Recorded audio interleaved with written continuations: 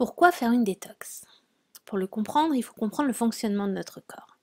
Notre corps est une super usine de traitement. Tout commence avec la digestion. Dans le processus de digestion, tous les aliments qu'on va manger vont être transformés selon différentes étapes pour devenir des nutriments qui vont pouvoir être utilisables par notre corps pour fonctionner. Dans ce processus de digestion, le foie joue un rôle très important parce que le foie, il a un rôle double. Il va jouer au niveau de la digestion pour émulsifier les gras et donc permettre au corps d'utiliser les éléments présents dans les gras. Donc ça, c'est par la production de bile. Et dans cette bile, on va retrouver tout ce que le foie aura traité pour éliminer tout ce qui est toxine et tout ce qui est néfaste à notre corps. Donc le foie est une espèce de station d'épuration qui fait un traitement chimique de notre sang, c'est-à-dire qu'il va identifier tous les éléments toxiques pour notre corps, les empaqueter et les envoyer vers les émonctoires. Les émonctoires, ce sont les organes ou les canaux qui vont servir à l'élimination des déchets et à l'évacuation des sécrétions de l'organisme. Donc on a deux émonctoires principaux qui sont les intestins et les reins. Et ces émonctoires principaux sont aidés par des émonctoires secondaires. Donc ce sont les poumons qui vont aider les intestins, alors que la peau aidera les reins. Ok. Concrètement, comment ça se passe à l'intérieur? Le vase humoral, c'est une représentation schématique de notre organisme. On a au sommet la bouche qui surplombe le tube digestif. Les flux sanguins, les flux lymphatiques, les liquides extracellulaires et intracellulaires sont représentés. On va aussi trouver les émonctoires principaux, les reins et les intestins. On va ajouter aussi le foie et la vésicule pour leur rôle au niveau de l'élimination des toxines. Et les émonctoires secondaires que sont la peau et le poumon. Donc, quand on mange, qu'est-ce qui se passe? On va manger des aliments qui vont être transformés par notre digestion. Dans ces aliments, si on regarde de plus près, on y trouve des nutriments.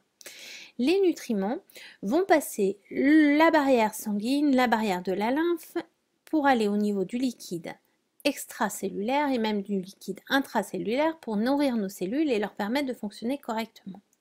À côté de ces nutriments, on va trouver des résidus. Les résidus sont principalement des fibres et ils vont être éliminés par nos émonctoires principaux. On va aussi trouver des toxines. Les toxines sont elles aussi éliminées par nos émonctoires principaux. Les cellules, de par leur activité, vont aussi produire des déchets qui seront éliminés, eux aussi, par les émonctoires principaux. Tant qu'il y a l'équilibre entre les entrées et les sorties de toxines, les humeurs sont en équilibre, c'est ce qu'on appelle l'état de santé. Mais qu'est-ce qui se passe quand l'apport de toxines est trop important? Donc, on va manger des aliments remplis de toxines et les émonctoires vont petit à petit se colmater parce qu'en fait les émonctoires ce sont comme des filtres. Donc ils vont de la même manière qu'un filtre, à force d'être sollicités, petit à petit se colmater. L'évacuation est alors perturbée. Donc le niveau de toxines petit à petit va augmenter, notamment dans le sang. C'est ce qu'on appelle l'encrassement du sang par les toxines. Face à cette situation, le corps va réagir pour rétablir l'équilibre. Donc pour cela, il va faire appel aux émonctoires secondaires.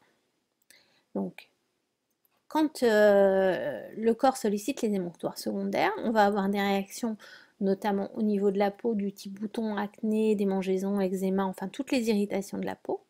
Et quand le corps va faire intervenir les poumons, on va avoir des réactions du type rhume, sinusite, otite, bronchite, asthme, enfin toutes les infections de la sphère ORL. Mais voilà, les émonctoires secondaires, si l'apport de toxines continue à augmenter, peuvent eux aussi se colmater. Donc le niveau de toxines va continuer à augmenter dans le sang pour petit à petit devenir tellement important qu'il va aussi encrasser la lymphe. Donc l'encrassement va devenir plus profond. Il va aussi pouvoir encrasser tout ce qui est le liquide extracellulaire et même le liquide intracellulaire. Quand on arrive à ce niveau d'encrassement, le fonctionnement de nos cellules est grandement perturbé, notamment tout ce qui est communication. Donc notre corps ne fonctionne plus comme il le devrait. C'est cette augmentation des toxines dans le corps qui va avoir pour conséquence tout d'abord les maladies aiguës, qui peuvent devenir ensuite des maladies chroniques, voire même des maladies dégénératives. Ok, ça c'est le constat, mais on fait quoi pour stopper ça? On fait une détox. Une détox, on va commencer par limiter l'apport de toxines. Donc, cette détox, en limitant l'apport de toxines et en aidant aussi à nettoyer les émonctoires, va leur permettre de s'ouvrir petit à petit.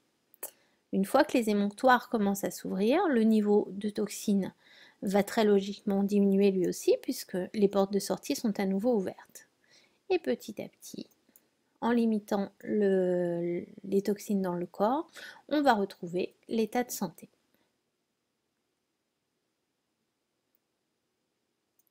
Alors une détox, ça te dit?